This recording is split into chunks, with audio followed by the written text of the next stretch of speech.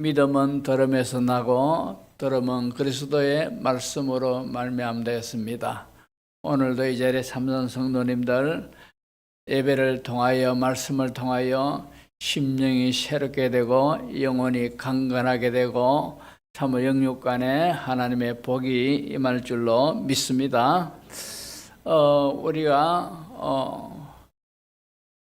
히브리서 11장에 믿음의 사람들에 대해서 주일 오전 예배 쭉 이제 우리가 살펴보고 있습니다.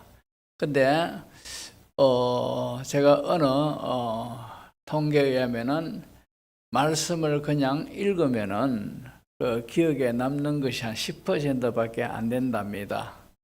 그러나 우리가 하나님의 말씀은 살았고 운동력이 있지 않습니까?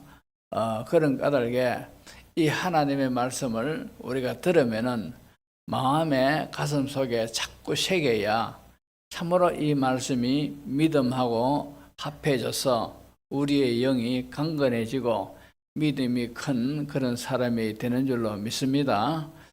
그래서 우리가 이 설교를 듣고 잊어버리면은 그렇게 큰 소득이 없습니다.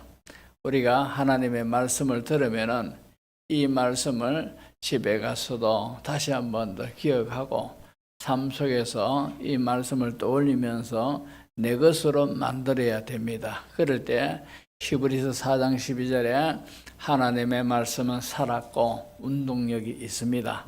그 말씀이 살아가지고 우리 심령에서 내 영혼과 내 인격과 내 삶에 크게 작용하는 줄로 믿습니다. 우리가 이 아벨의 믿음에서부터 쭉 지금 오늘을 이제 모세의 믿음에까지 이제 왔습니다. 근데 아벨의 믿음이 어떤 믿음입니까? 아벨의 믿음은 참으로 삶이 하나님 앞에 예배인 양 그렇게 의식하면서 그렇게 살았던 믿음이 바로 아벨의 믿음입니다. 내 삶이 하나님 앞에 하나의 예배다. 하나님이 받으시는 예배가 되게 한다.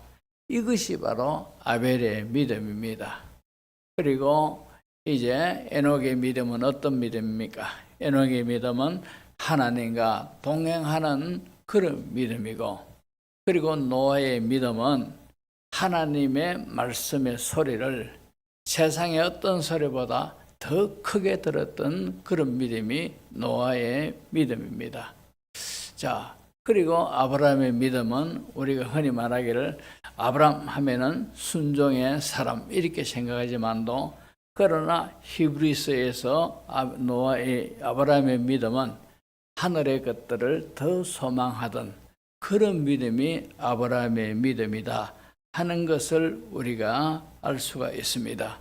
그리고 이제 이삭의 믿음은 순종하는 믿음이고, 그리고 야곱의 믿음은 성장해 나가는 그런 믿음이 야곱의 믿음입니다. 자, 그런가 하면 이제 오늘은 이제 모세의 믿음에 관하여서 살펴보겠는데, 이 모세의 믿음에 관하여서는 한 시간에 끝내는 것이 아니라 이 설교 그리고 진행되는 그 모든 과정에서 2시간 할 수도 있고 3시간 할 수도 있습니다. 그만큼 모세의 믿음에 관해서 준비를 제가 많이 했고, 또 모세의 믿음에서 우리가 받아야 할 교훈들이 너무나 귀한 것이 많기 때문에 그렇습니다. 이 모세의 믿음, 모세는 우리가 알다시피 참 그의 삶이 120세에 하나님의 부름을 받았지만도 이 120살 동안 사는 동안 그의 삶은 한마디로 영웅적인 그런 삶을 살았던 사람이 모세입니다. 그의 삶은 남으로부터 기적 가운데서 기적의 연속으로 되어진 그런 삶이다 해도 틀린 말이 아니죠.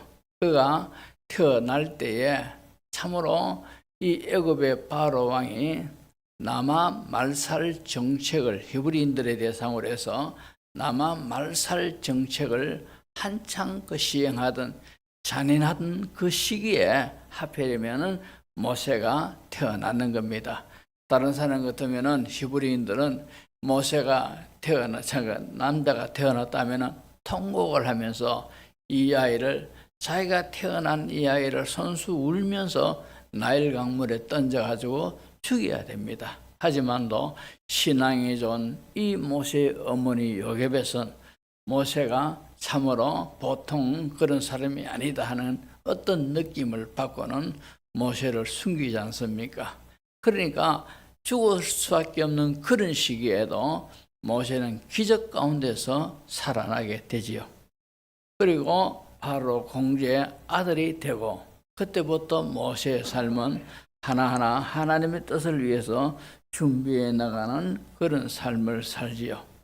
그가 나중에 광야에서 사막에 떨기나무에 불이 붙은 가운데서 불꽃 가운데 하나님의 음성을 듣고 거기에서 하나님께로부터 소명을 받습니다. 너는 애굽에 가서 내 백성을 이끌어내라 하는 그런 소명을 이제 모세는 받지요.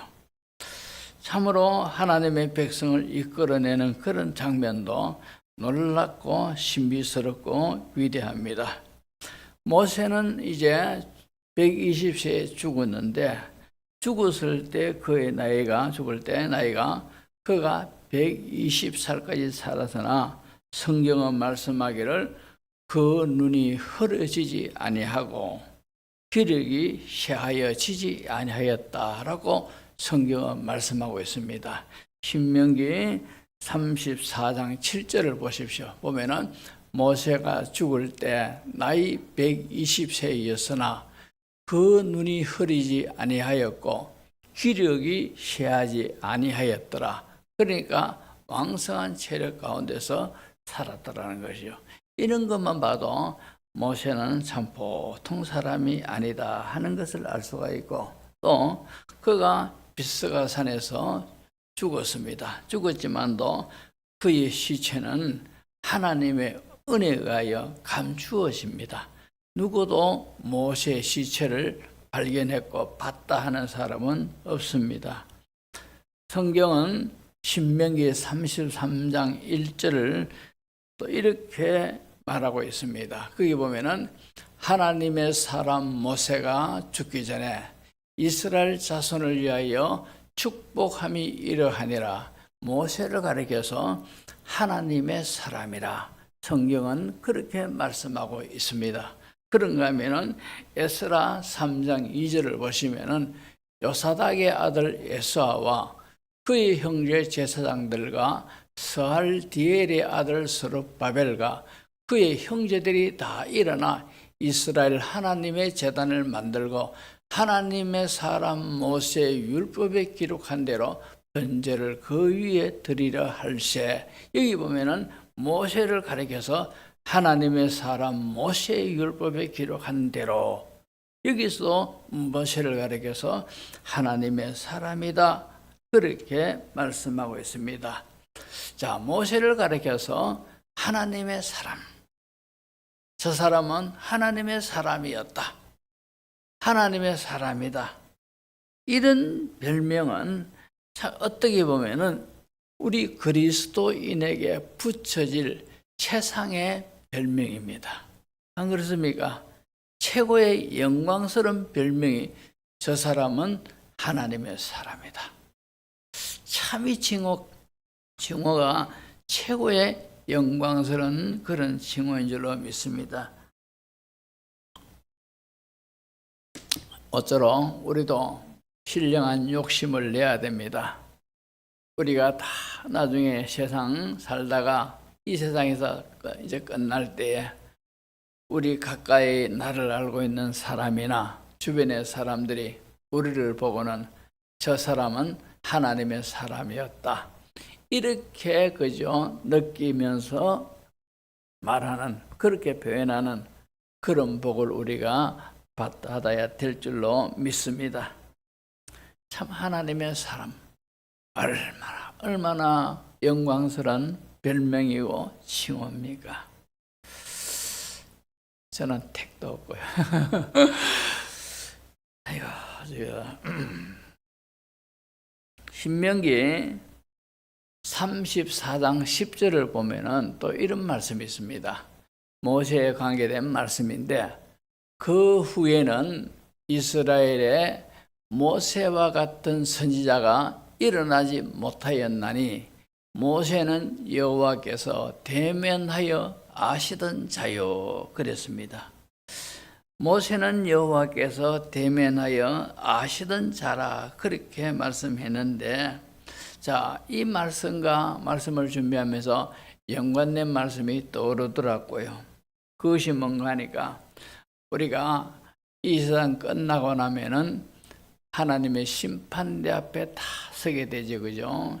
히브리서 9장 27절에 한 번 죽는 것은 사람에게 정해진 것이요 그 후에는 심판이 있으리니, 그죠? 심판이 다 있습니다. 우리가 이 세상 살다가 죽습니다. 그죠? 죽고 난 뒤에는 심판대에 다 서게 됐습니다. 거기에는 믿는 사람만 서는 것이 아니고 이 세상에서 흔적을 남겼다 죽은 모든 사람들은 한 사람도 외에 없이 그 심판대 앞에 다 서게 되어 있는 겁니다. 자, 그때에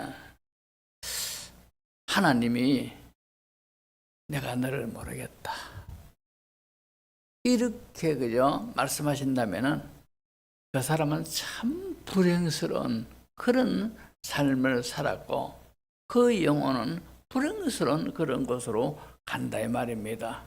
그런 일이 실제적으로 심판대에서 그런 사실들이 있게 됩니다. 왜 그런가 하니까 마태복음 7장 23절을 보시면은 그때에, 즉 예수님이 지금 사람들에게 하시는 말씀입니다. 그때에 내가 그들에게 밝히 말하되 내가 너희를 도무지 알지 못하니 불법을 행하는 자들아 내게서 떠나가라 하리라.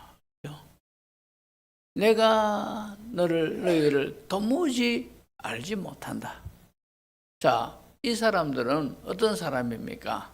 바리새인들과 서기관들과 외식하는 그런 신앙인들을 대상으로 우리 예수님이 하시는 말씀입니다.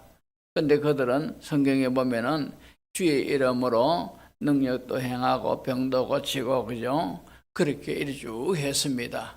그러면서 그들은 내가 이렇게 신앙생활을 했으니까 주님의 심판대에서 주님이 나를 아실 것이고 주님이 내게 칭찬과 상급을 주실 것이다, 이렇게 기대하고 섰는데, 우리 예수님이 그때에 하는 것은 바로 마지막 심판 때에, 심판하는 그때 예수님이 그들에게 말씀하시되 내가 너희를 도무지 알지 못하니, 그렇게 말씀하고 있는 겁니다. 어떻게 보면은 참 이 말씀이 너무너무 불행스러운 그런 말씀이죠. 모쪼록 우리 모두는 다 이 세상 떠날 때에 주님의 심판대 앞에 섰을 때에 우리 주님이 사랑하는 자야, 반갑구나, 수고 많이 했구나, 잘 살았구나, 이렇게 말씀하시면서 칭찬하시고 영광으로 우리를 인도해 주시는 그런 은총이 우리 정문의 모든 가족들에게 있기를 주의 이름으로 축복을 합니다. 그래야 돼요. 우리가 이 세상을 어떻게 사느냐, 이것이 왜 중요한가 하니까 이 세상에서의 어떤 결과를 우리가 염두에 두고 내가 이 세상을 어떻게 살아야 하는가, 이것이 아니고 우리의 본향은 다 하늘나라입니다. 그러니까 내가 어떻게 살아야 하는가, 이것은 주님의 심판대 앞에서 내가 주님이 나를 아시고 나에게 칭찬하시고 영광으로 상급으로 인도하시는 그런 은혜를 우리가 잊기 위해서 이 세상에서 우리가 귀하게 의미 있게 살아야 된다 이 말입니다. 성경에 보면은 알곡과 가라지도 있고 쭉정이도 있고 있다 갑디가, 그죠? 자, 근데 알곡과 가라지를 걸러내는 이 일이 뭐 어떤 의미입니까? 교회를 다니는 사람 중에서도 쭉정이들이 있다는 거죠. 그래서 예수님이 그런 말씀하시는 겁니다. 아무쪼록 우리는 우리 정문교의 모든 가족들은 다 구원받고 주님이 아시는 자 그런 은혜를 있기를 간절히 소망합니다.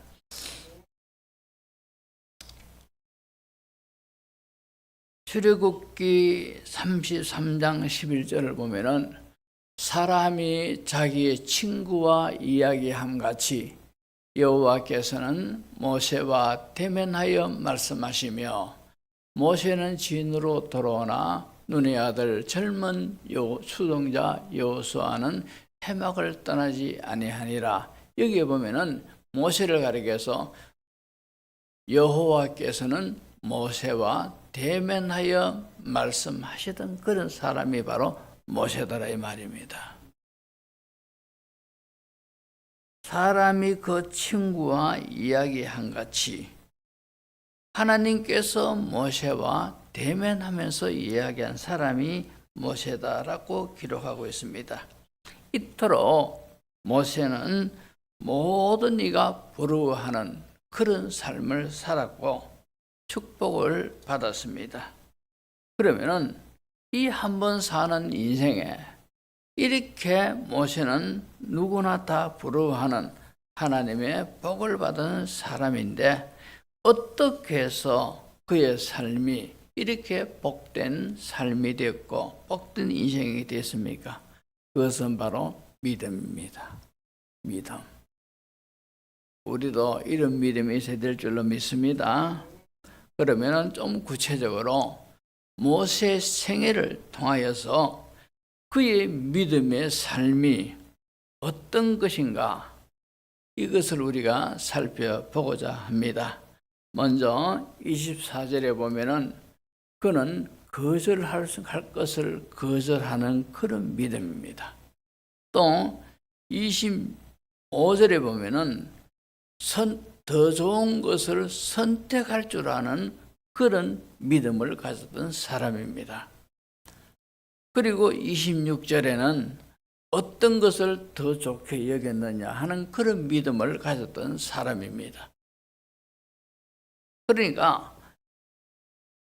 그의 믿음이 이 세상 살면서 이것은 거절해야 되는 것이구나 이렇게 판단되어지고 하나님 말씀에서 그렇게 여겨지면은 어떤 아름답게 보이고 자기 마음을 쏙 빼앗듯이 그런 것이 있다 하더라도 거절하는 거예요.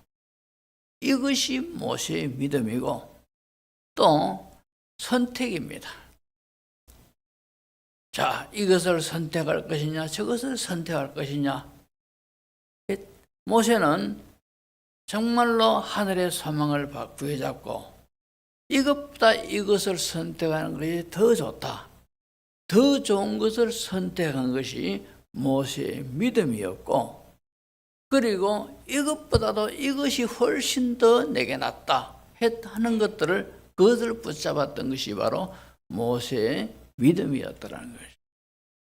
우리가 좀 더 이제 구체적으로 살펴보면은 첫째로 모세의 믿음은 마땅히 거절해야 될 것을 거절할 줄 알았던 그런 믿음이 모세의 믿음입니다.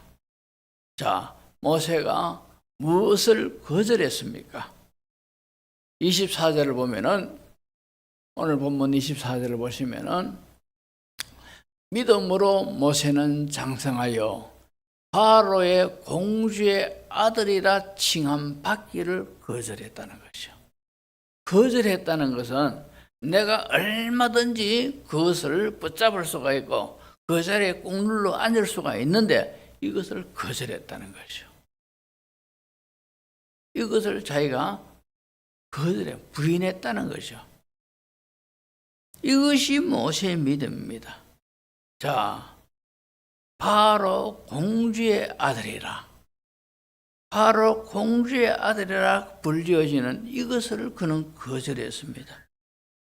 자, 다시 말해서 왕자입니다. 그죠? 지금 어떤 왕의 아들이라, 왕의 자녀다, 대통령의 자녀다, 참 어떻게 보면 별 볼 없이 느껴지는 시대에 우리가 살지만도 그 당시에 애굽이라 하면은 그 근동의 패자입니다. 절대적인 그런 통치 국가입니다. 지금 세계는 미국이 다스리고 있다 해도 틀림이 없지요. 예를 들어 가지고 이란이 세계 세 번째로 석유가 많이 나는 산유국 아닙니까? 그런데 미국한테 밑비니까 미국이 이란과 경제 교류를 하지 말아라. 이란과 경제 교류를 한 나라는 응징을 하겠다. 이런 식으로 해놓기에 이란이 딱 그때부터 온 모든 세계와 뭐 공산국가는 다르겠지만도 거의 그죠? 자본주의 세계하고는 완전히 교류가 끊겨버리는 거라. 그러다 보니까 이란이 얼마나 참 세계 세 번째로 기름이 많이 나는 산유국이지만도 이 1인당 GNP가 베트남보다도 훨씬 못 사는 나라입니다. 이란이.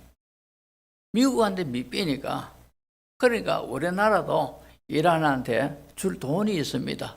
석유를 사가 돈 줄 돈이 있는데 주는 것도 못 주고 하는 겁니다.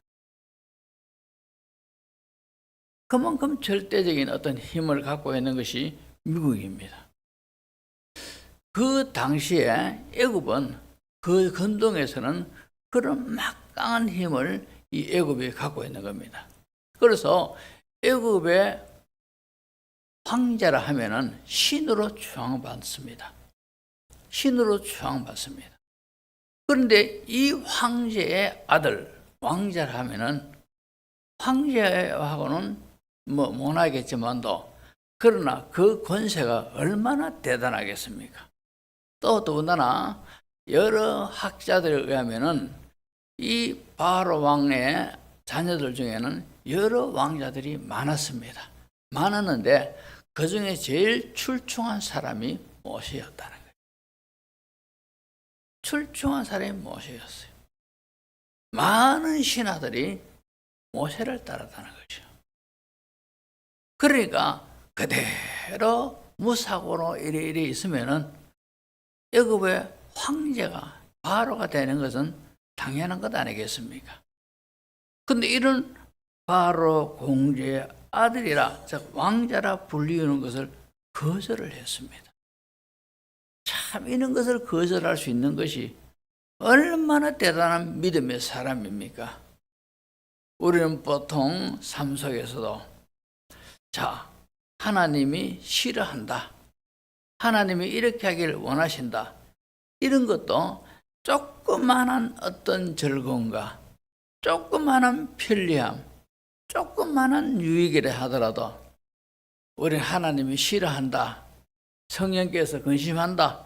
이런 걸 느끼면서도 슬그머니 이걸 잡는 그렇게 볼품없는 그런 모습일 때가 얼마나 많습니까? 그런데 모세는 바로 공주의 아들이라는 것을 과감하게 거절할 수 있는 그런 믿음이라요. 그래서 우리가 모세의 믿음 할 때는 대단한 믿음의 사람입니다. 왕자라는 그런 자리를 거절할 줄 아는, 특히 오늘 성경에는 바로 공주의 아들이라, 즉 자신을 그 피덩이 같은 자신을 히브리인이다라는 것을 알면서도 바로 공주가 자기를 아들로 삼아줬다는 거죠. 히브리인 남자 같으면은 바로 공주도 갈대 상자에서 이제 갈대 상자를 열어보니까 애가 우는데 강보를 사고 있는데 그 강보가 히브리인의 강보더라는 거죠. 그런 것 같으면 보통 사람 같으면 그대로 꾹 누질러 가지고 익사시켜 버리든지 집어 던져 버리든지 죽여 버리든지 그러는 겁니다. 죽을 수밖에 없는 그런 환경인데도 바로 공주의 아들은 이 모세를 건져 가지고 궁으로 데려갔고 자기 아들로 삼은 겁니다. 그때부터 모세의 신분은 노예가 아니고 애굽의 왕자가 되는 거예요.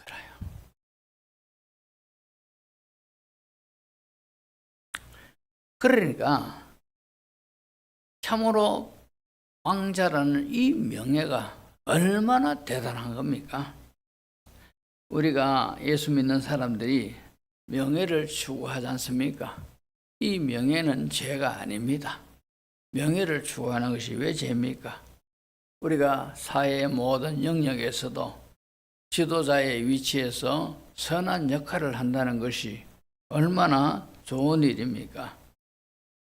성경은 명예가 죄다 이렇게 말하지 않습니다. 성경에 보면은 요셉이라는 사람은 애굽의 총리가 됐지 않습니까?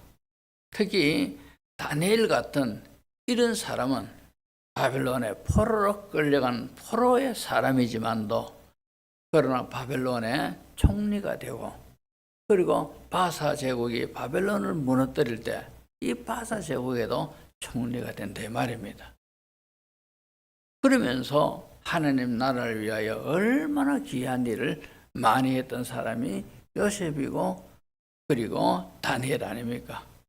우리나라의 역대 대통령도 이승만 대통령을 비롯해 가지고 그리고 김영삼 대통령, 이명박 대통령 얼마나 신앙이 좋은 분들입니까?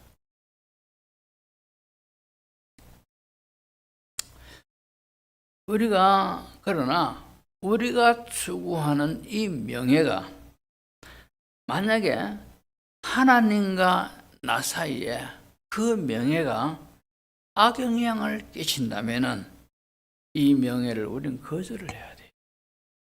하나님과 나 사이에서 이것이 해가 된다. 성령께서 원치 않으시고 하나님과 나 사이에 부정적인 어떤 그런 역할을 한다 하면은 우리는 이것을 거절해야 돼요. 모세가 바로 공주의 아들이라 이 명예를 거절한 것도 이런 이유에서 거절을 했는 겁니다. 그는 자기 나라를 위해서, 즉 다시 말해서 하나님 나라를 위해서 그보다 더 나은 가치를 위해서 바로 공주의 아들이라고 칭하시는 것을 그는 거절을 했습니다. 그리고 바로 공주의 아들이라는 것을 칭함을 거절했다는 것은 바로 공주가 어떤 사람입니까? 바로 공주의 은혜를 이 모세가 얼마나 입었습니까? 조금 전에 말씀드렸다시피 이 갈대 상자 열었을 때 히브리인이라는 것이 확 드러나는 겁니다. 죽을 수밖에 없는 건데 이 바로 공주의 아들이 자기를 품에 안고 애굽으로 갔고 그때부터 그는 왕자로 키움을 입었습니다.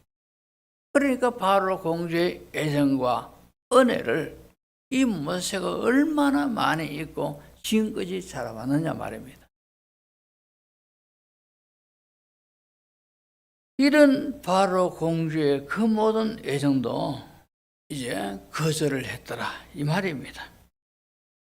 역사가들은 이 공주의 이름을 비디아라 또는 데르무디스라 그렇게 소개를 하고 있습니다.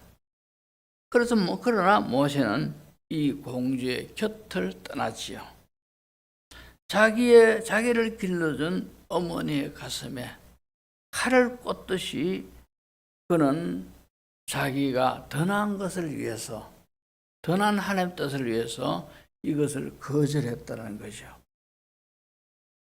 자기를 길러준 어머니, 참 모세가 공주를 사랑하는 것이 죄일 수는 없지요. 성경은 하나님 다음으로 사람을 사랑하라고 권면하고 있지 않습니까? 결코 인간을 사랑하는 것이, 누구를 사랑하는 것이 잘못될 그럴 리는 없습니다. 그러나 그 사랑이 하나님 사랑하는데 방해된다면은 우리는 이런 것들을 거절을 해야 되고, 또 만약에 하나님 사랑하는데 부정적인 역할을 하면은 우리는 사람 사랑하는 그 사랑을 돌아봐야 되고 회개를 해야 된다 이 말입니다.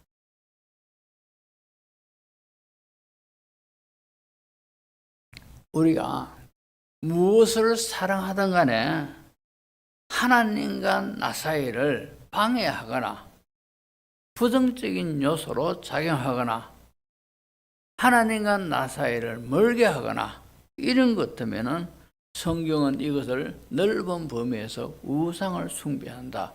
죄라는 개념을 벗어나가지고 우상이라 그렇게 말하기도 합니다. 자, 누가복음 14장 26절 27절 보시면은 이런 말씀이 있습니다. 무릇 내게 오는 자가 자기 부모와 처자와 형제와 자매와 더욱이 자기 목숨까지 미워하지 아니하면 너희 내 제자가 되지 못하고 누구든지 자기 십자가를 지고 나를 따르지 않는 자도 너희 내 제자가 되지 못하리라. 이렇게 말씀하고 있습니다. 여기서 보면은 예수님은 부모까지도 미워하라 이런 의미가 담겨 있습니다. 근데 성경은 10계명 중에 하나님과의 관계된 계명 1계명에서 4계명, 그 다음에 5계명에서 10계명까지는 사람과 사람과의 관계에서 주어진 계명입니다. 근데 사람에게 주어진 계명 중에 첫 번째 계명이 내 부모를 공경하라는 겁니다. 그래서 에베소서 6장에 보면은 10계명 중에 첫 번째 계명, 첫 계명이 바로 내 부모를 공경하라는 겁니다. 성경은 순위를 정해놓은 것도 굉장히 의미가 있지 않습니까? 사람에게 주신 계명 중에 부모 공경을 최고로 주님은 중하게 여기고 계시더라는 거죠. 그런 주님이 참으로 오늘 좀 전에 인용했던 이 말씀이 내 부모까지도 미워하지 않으면 너희 내 제자가 되지 못한다 하는 이 말씀은 바로 조금 전에 제가 말씀드렸듯이 이 부모를 공경하는 이것도 하나님과 우리 사이를 부정적인 요소로 작용하고 더 멀어지게 하고 잘못되게 하는 것이 있는 것 같으면 옳지 않다는 것이요.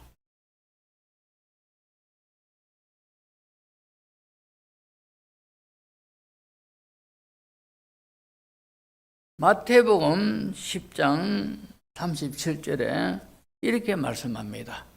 아버지나 어머니를 나보다 더 사랑하는 자는 내게 합당하지 아니하고 아들이나 딸을 나보다 더 사랑하는 자도 내게 합당하지 아니하며, 우리가 이 말씀을 절대 오해를 해서는 안 됩니다.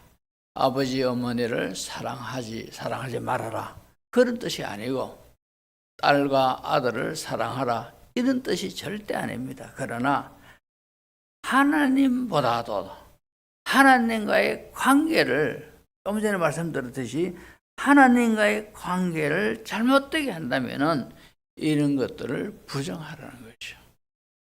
이런 것들도 거절해야 된다는 겁니다. 하나님은 우리가 세상의 어떤 것보다도 어느 누구보다도 하나님을 제일 사랑하기를 하나님은 원하고 계시고, 그 사랑하는 그 모습에서 사람들이 볼 때 저 사람 속에서 저 사람의 모습에서 하나님의 영광이 드러난다 이래 된다 이 말입니다. 하나님이 모든 만물을 왜 창조했습니까? 내 영광을 위하여 창조했다 했습니다. 우리가 내 자신의 모든 것들을 다 내려놓고 이것보다도 주의 일을, 교회 일을 더 소중하게 여기고 최선을 다할 때 그 모습에서 하나님의 영광이 드러나는, 하나님의 영광이 보인단 말입니다. 하나님의 영광이 광채가 나고 이런 게 아니고 그런 모습에서 저 사람에게서 하나님의 영광이 보이는구나, 하나님의 영광이 드러나는구나, 그렇게 말을 한다 이 말입니다.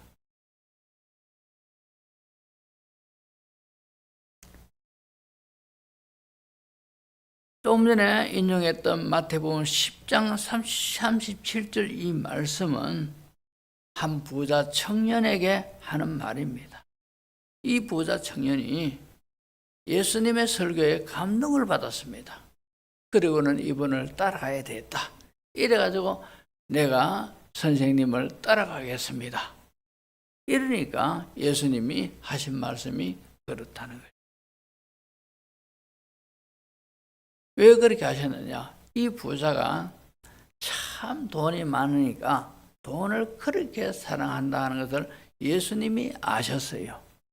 그리고는 예수님이 이 부자 청년에게 그렇게 말씀하십니다.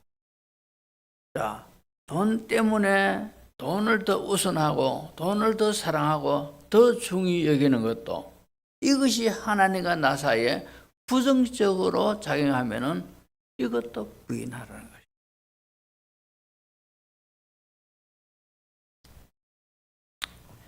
그러므로 주께서 버려라 이렇게 말씀하는 것이죠. 우리는 이런 관계를 생각하면서 우리가 살아가면서 거절해야 될 것, 이것이 하나님의 원치 않는 것이고 이것을 덥석 잡는 것이 하나님과 나 사이에 부정적으로 작용하고 하나님과 나의 관계를 멀어지게 하는 그런 것이 있다면 우린 거절을 할 줄 알아요. 바로는 훨씬 더 의미 있는, 더 무게 있는 것도 거절을 한 사람이에요. 거절을 한 믿음이 믿음이고 하나님은 우리들에게도 거절할 줄 아는 그런 믿음의 사람이 되라는 겁니다. 가족을 사랑하지 말라, 부모를 공경하지 말라 이런 것이 아니고 하나님과 나 사이의 관계에서 그 어떤 물건일지라도 그 어떤 것이라 할지라도 그 누구를 할지라도 하나님과 나 사이의 관계에 부정적으로 역할을 하는 것 같으면 옳지 않다는 것이죠. 말씀을 우리가 잘 이해를 하셔야 됩니다. 아시겠습니까? 시험 들지 마시고 교회 가니까 목사가 부모도 버리라 하더라 이렇게 말씀하시면 안 됩니다. 그렇게 이해하시면 안 됩니다. 무엇보다도 하나님을 더 사랑하라는 거예요. 구약에서 자주 나오는 말씀이 있죠. 힘을 다하고 뜻을 다하고 마음을 다하고 성품을 다해 목숨 다해 주 너의 하나님을 사랑하라. 그죠? 우리가 거절해야 될 것은 거절할 줄 아는 그런 믿음의 사람이 되어야 할 줄로 믿습니다. 오늘은 여기까지 하겠습니다. 기도합니다.